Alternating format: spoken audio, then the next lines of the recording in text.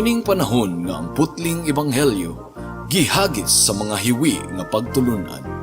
Kinahanglan mo barug ang mga tinun-an ni Kristo sa pagpakigbisog sa paglaban sa pagtuo, nga magkausa ug alang sa tanang panahong gihatag sa Dios ngadto sa iyang katawan. Maoy hinungdan nga namugna kining tulumanon ang putling ebanghelyo. 30 minutos nga pagsabwag sa tinuod nga ebanghelyo. Kauban ni Pastor Jeremias Hangad, ang putling ebanghelyo. Tulumanon nga gihatod kaninyo sa Herald of Grace Radio Ministries Philippines. Ang putling ebanghelyo.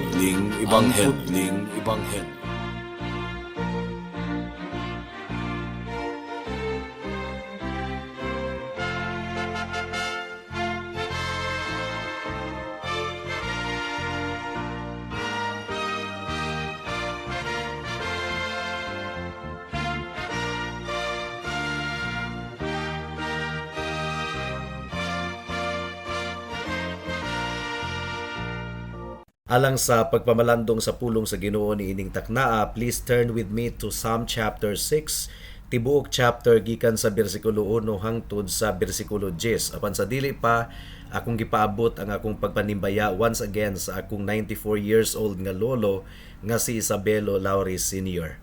Psalm chapter 6 ang giingon dinhi: Ayaw ako guhukmi o Ginoo diha sa imong kasuko. Ayaw ako siluti diha sa imong kapungot. Kaluy in taon ako kay ako luya na. Liguna ako kay ako wala nay umoy. Nagantos ako pag-ayo o Ginoo ug kanus-a ba kini matapos. Luwasa in taon ako o Ginoo tungod sa gugma mong walay paglubad. Ilikay ako sa kamatayon. Didto sa lubnganan wala nay maghinumdom kanimo. Didto sa Siol wala nay magdayeg kanimo. Sa tumang kaguol naluya na ako pag-ayo ug matag gabii natumog sa luha ang akong higdaanan. Nang hubag na ang akong mga mata ug halos dili na ako makakita sa pagsigig hilak tungod sa akong mga kaaway. Palayo kanako kamong tanang dautan kay gidungog sa Ginoo ang akong mga bakho. Gidungog sa Ginoo ang akong mga pangaliya ug gidawat niya ang akong pag-ampo.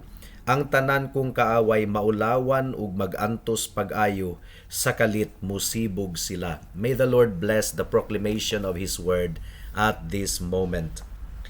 Niining kalibutan na mga kahigalaan, mga kaigsuunan, dili maihap ang mga butang nga makapaguol gayud kaayo sa kasing-kasing sa mga tawo. Kay nganuman, gikaluhaan na kita sa mga suliran sa kinabuhi niadtong nahimugso kita niining kalibutana.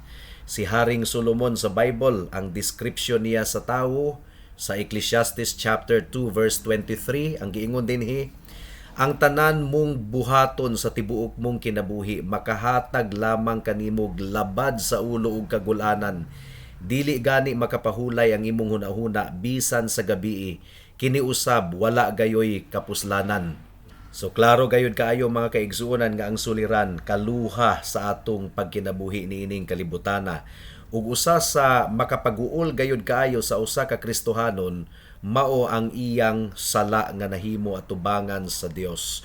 Gumikan kay ang guilt nato sa atong sala mura kini og kalayo nga gadilaab sa atong dughan ug wala gayoy makapahupay sa atong sala hangtod nga isugid nato kini sa atong Ginoo ug ato kining talikdan diha sa paghinulsol.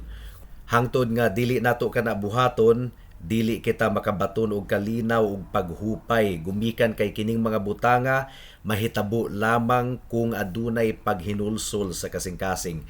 Well, kining salmo nga atong pamalandungan niining taknaa mga kahigalaan, usa kini ka penitential psalm. Ang buot pasabot, salmo nga nagpadayag sa paghinulsol sa salmista. Doon na pa'y uban nga mga salmo nga penitential sa Bible or salmo nga adunay paghinulsol. Psalm chapter 32, chapter 38, chapter 51, chapter 102, chapter 130, and chapter 143. Now, kining atong teksto, Salmo Kapitulo 6, pareho ra kini sa nauna na natong gipamalandungan nga Salmo Kapitulo 4. Ang gasulat niini nga salmo mao si Haring David ug kini nga salmo intended kini nga pagaawiton didto sa sulod sa templo sa pagsimba. Adunay duha ka bahin ang atong pamalandong niining taknaa. Una, makita nato ang problema sa sala nga wala gisugid atubangan sa Ginoo. Si David naa sa tubang kagulanan ug pag-anto sa iyang lawas, kalag ug espiritu. Nahailalom si Haring David sa pagdisiplina sa mga kamot sa Ginoo. Pagdisiplina nga wala unta niya masinatii kung abtik unta siya nga naghinulsol sa iyang sala ug nagsugid niini atubangan sa Dios. Ikaduha, makita usab nato ang benepisyo sa sala nga atong gisugid ug gihinulsulan. Adunay labas nga confidence atubangan sa Dios ug atubangan sa mga tawo. And may the Holy Spirit help us in our meditation at this moment. Mudangat na kita sa unang punto. The problem of unconfessed sin. Ang problema kung ang sala wala nato gisugid atubangan sa Ginoo. Una, mabati nato nga ang Dios wala gayod na himuot kanato. Mukini giingon sa bersikulo 1. Ayaw ako hukmi o Ginoo diha sa imong kasuko. Ayaw ako siluti diha sa imong kapungot. So mao kini peligro mga kaigsunan kung ang sala dili nato isugid atubangan sa Ginoo, atog yung mabati ang kapungot ug kasuko sa Dios. Na wala ta gipahibalo kung unsa ang sala ni David. Ang atong nahibaw-an lang nga siya nakasala ug nasayod siya nga siya nakasala ug nabati gayud niya ang kapungot ug kasuko sa Ginoo gumikan sa iyang sala. Now, daghang mga tawo sa atong kapanahunan karon nga gaan ra gyud kaayo ang ilang pagtan-aw sa sala. Murag gamay ra kaayo nga butang ang sala. Kung makasala sila, dili sila mangayo og pasaylo atubangan sa Ginoo. Ug daghan kaayong mga nagclaim nga Christian gumikan sa kamatuoran nga ang atong kaluwasan dili pinaagi sa atong maayong buhat kundi pinaagi lamang sa grasya sa Ginoo ug gipakawalay sala kita atubangan sa Ginoo gumikan sa dugo ug pagkamatarong ni Kristo ug ang atong sala gipapas na sa Ginoo past, present ug future. Nagtuo sila nga kung makasala sila dili na sila sapayan mangayog pasaylo. Nakalimot sila nga adunay kalainan tali sa kining gitawag og judicial forgiveness ug parental forgiveness. Kining judicial forgiveness mga kaigsunan, mao kini ang kapasayloan nga gihatag sa Ginoo sa tanang mga magtutuo gikan sa tanan nilang mga sala, past, present and future, gipapas na sa record sa Ginoo didto sa langit.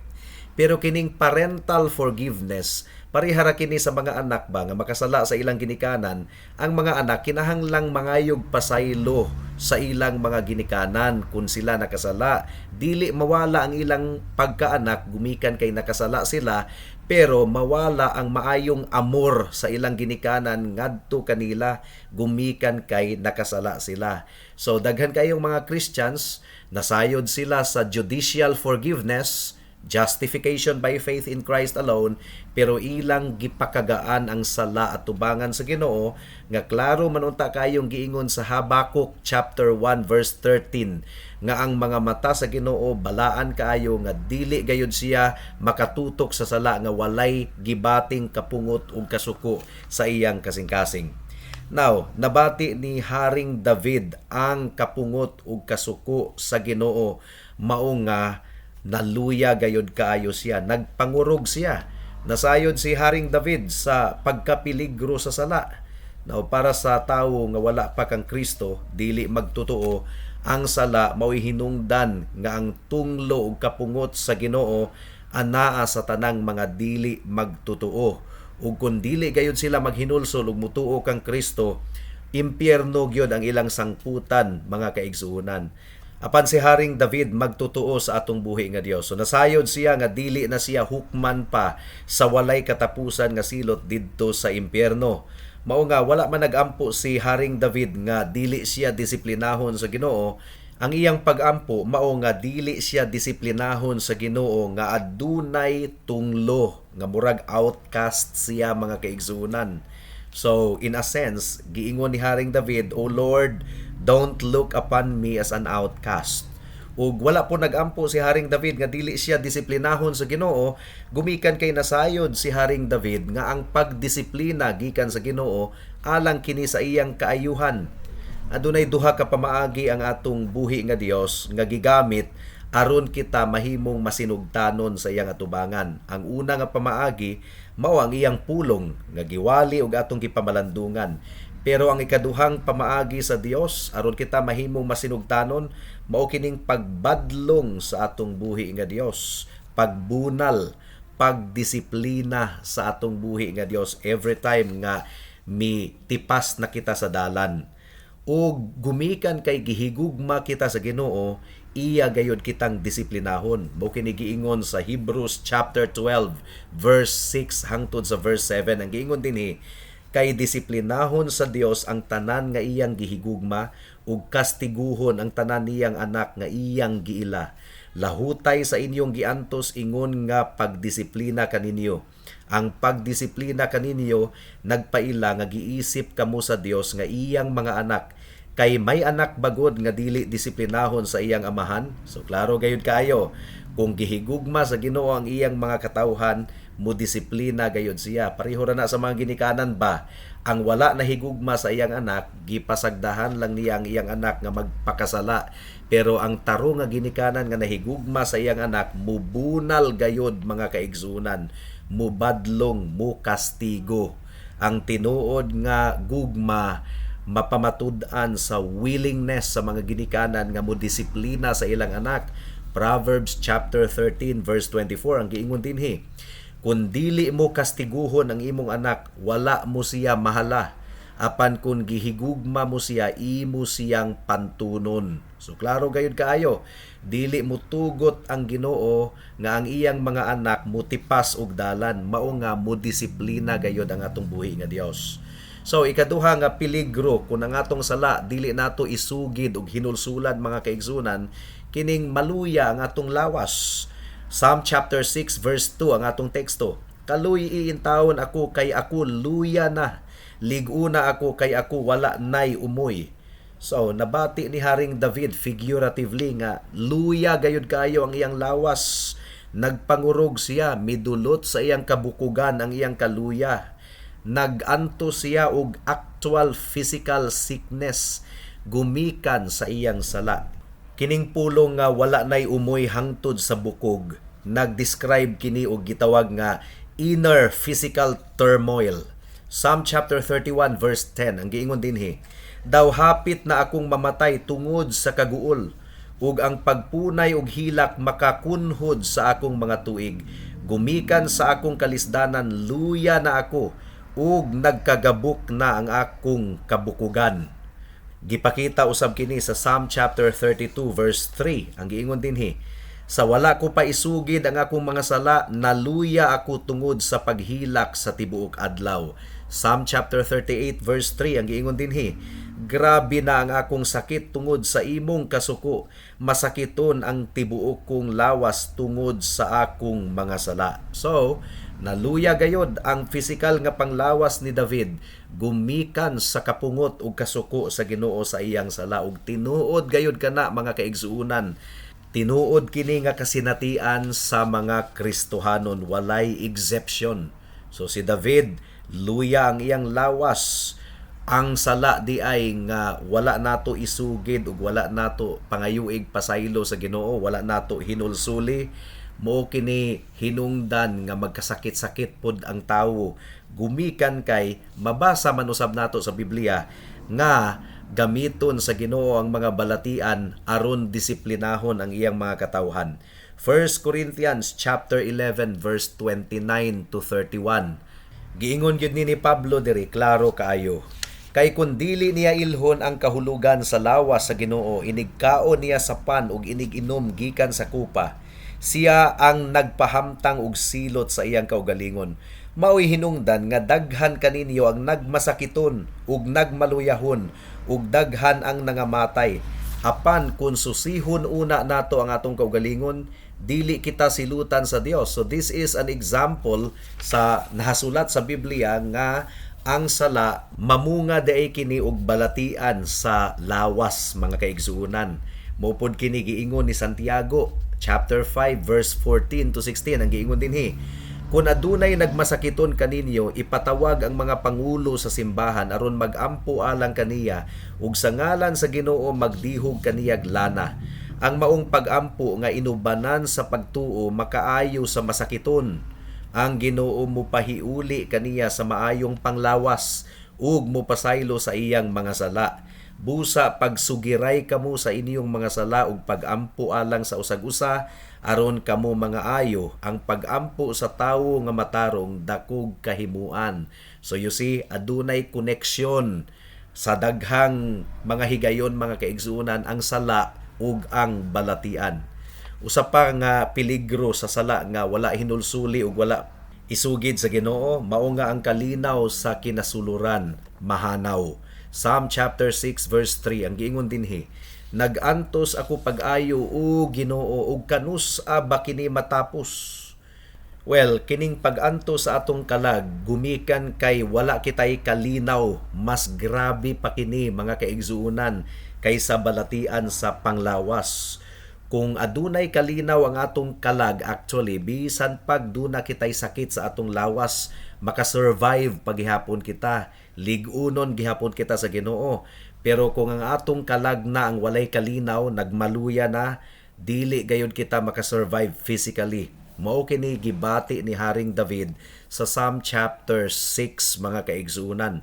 Matud pa ni Charles Spurgeon, ang kabug-at sa kalag mao'y pinakabug-at nga balatian. Dili na unta igsapayan kung ang atong lawas luya apan ang atong kalag ligon.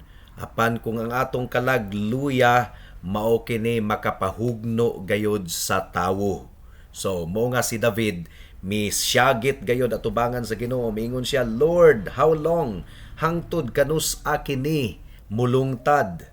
Ang tubag sa Ginoo mga kaigsuonan, hangtod nga ang pagdisiplina sa Ginoo matuman sa atong kinabuhi aron kita muliwat sa iyang kinaiya. Nagpanglihok ang Ginoo sa iyang insaktong kapanahunan. Ang Israel naulipon didto sa Ehipto 430 years. Si Jose mga kaigsuonan na priso sulod sa 3 ka tuig. Ang mga Hudiyo nabihag didto sa Babylonia for 70 years.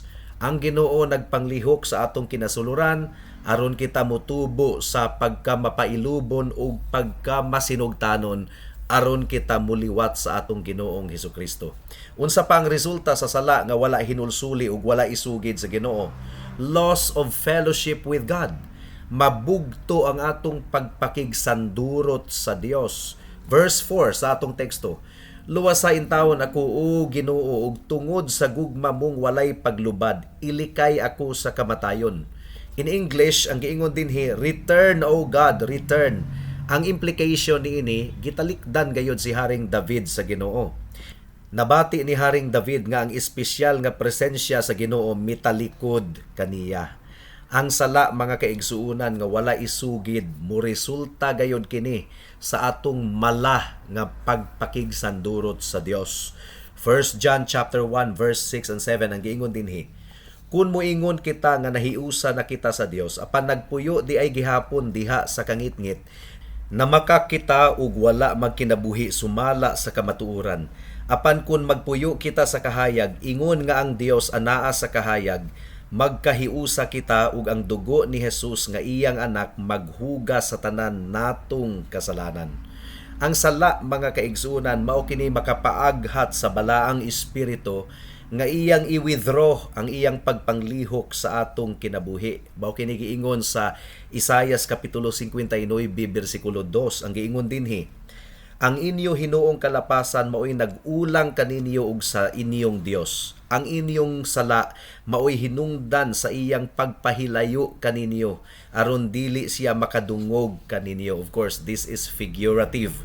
But pasabot ang pabor gayud sa Ginoo iyang ipalayo kanato kun dili kita musugid sa atong sala ug dili kita maghinulsol niini. Ikalima nga peligro sa sala nga wala hinulsuli kining loss of physical life.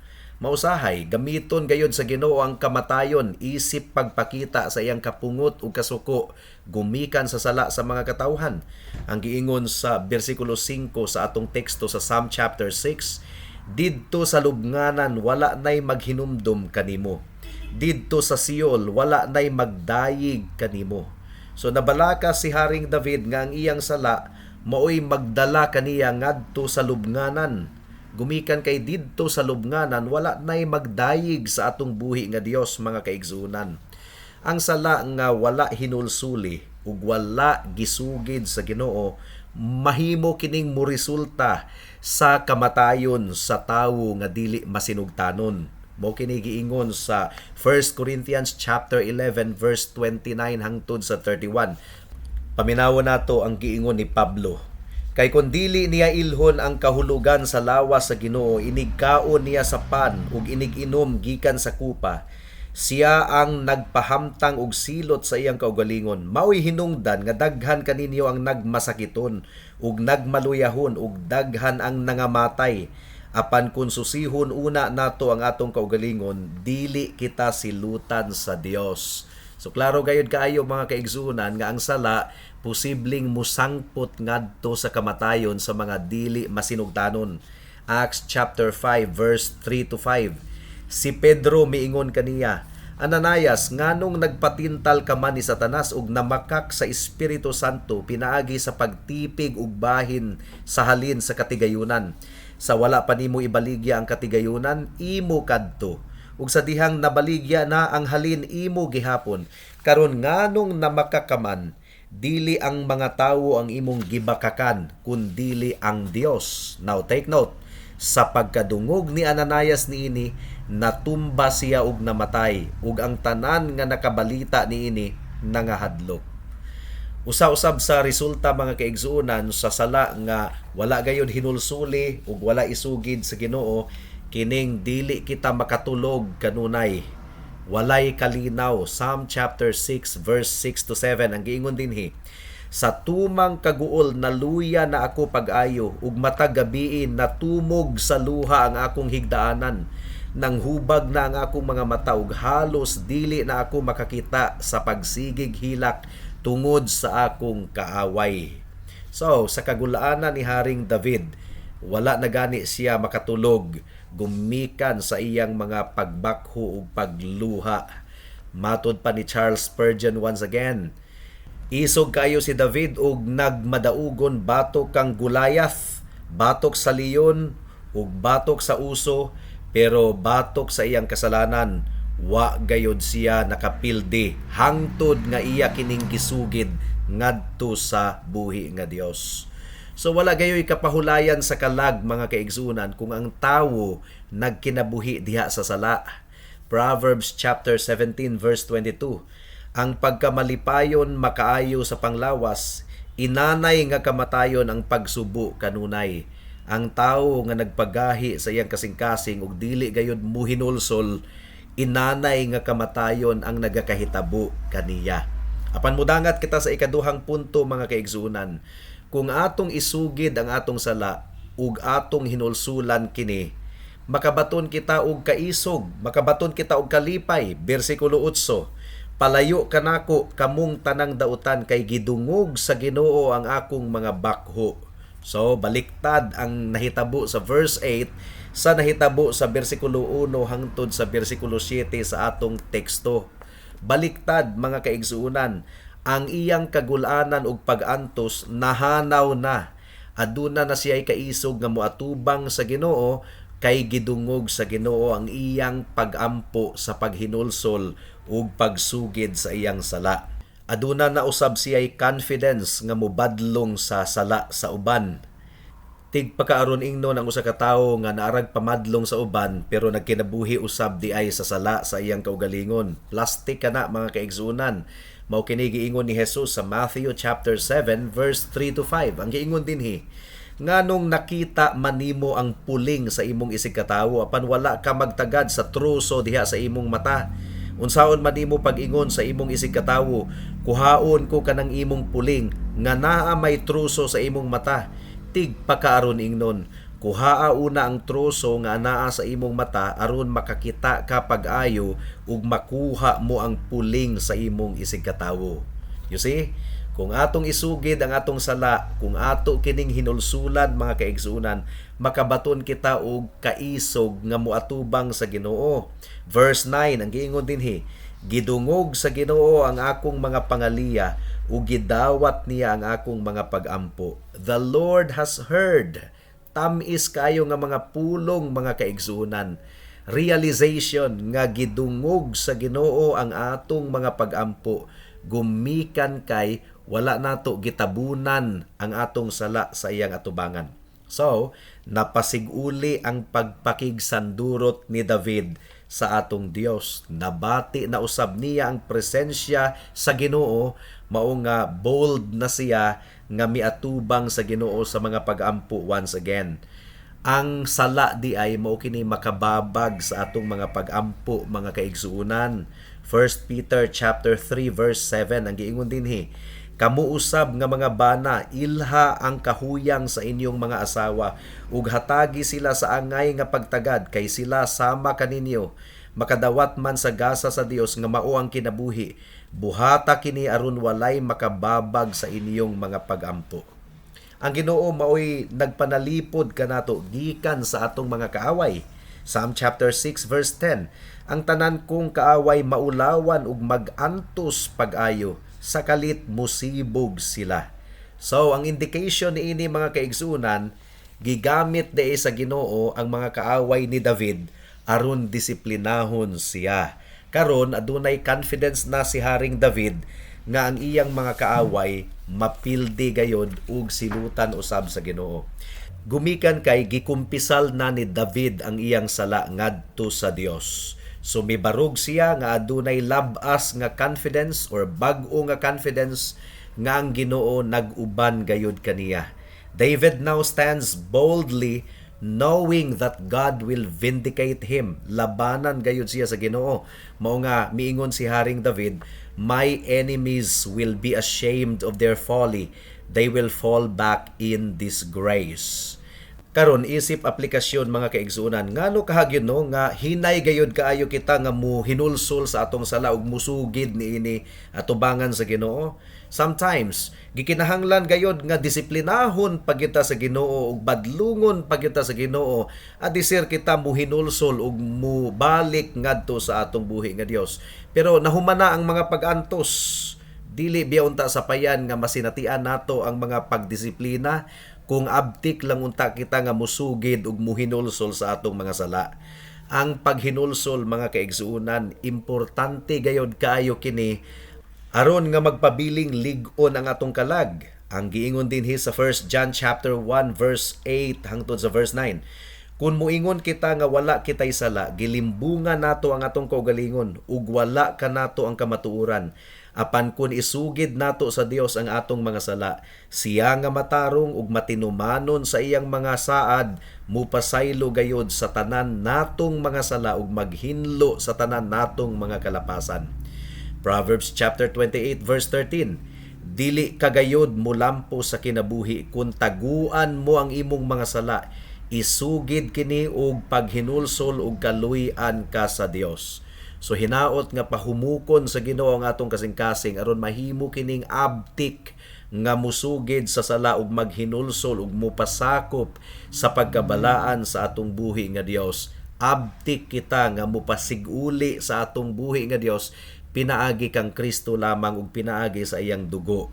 And makaplagan nato nga ang atong Dios mahigugmaon gayud kaayo sa nga tanan ug andam nga mupasaylo sa tanang nagpaubos sa iyang atubangan. Busa higala kung hangtod karon gasalig paghihapon ikaw sa imong kaugalingong pagkabuutan aron ka maluwas, aron ka mapasaylo, undangi na kana gumikan kay ang imong pagkabuutan hugaw nga trapo lamang atubangan sa Ginoo. Ibalhin ang imong pagsalig sa pagkamatarong ni Kristo ug sa iyang dugo nga maoy maghugas sa tanan nimong mga kalapasan. Ang gibuhat ni Kristo didto sa cross sa Kalbaryo igo na alang sa kaluwasan sa tanang nagtuog, nagsalig kaniya. Buhata kini karon dayon higala kay basin ug ugma ulahin na ang tanan. Magampo ta. O labing gamhanan nga Dios, salamat kaayo sa imong mensahe niining taknaa. Among gipangayo ang bunga niini o Dios. Among gipangayo nga dili magpabiling gahi ang among kasing-kasing ug hunahuna. Hinaot nga abtik kami nga musugid sa among sala nga adunay paghinulsol at tubangan nimo o Dios. Ug ang mga kahigalaan namo nga wa pagyud makabaton sa gasa sa kaluwasan, hinaot nga mao na kini ang takna nga sila mo surrender kanimo. Ilang undangan na og salig ang ilang kaugalingong pagkabuutan ug ilang ibalhin ang ilang pagsalig kanimo lamang o Ginoong Hesukristo ang bugtong Dios ug manluluwas sa mga makasasala. And this we pray in Jesus name. Amen. Alang sa dugang nga mga pangutana, mahimong mo text kang Pastor Jeremias hangad sa 0935 744 3030.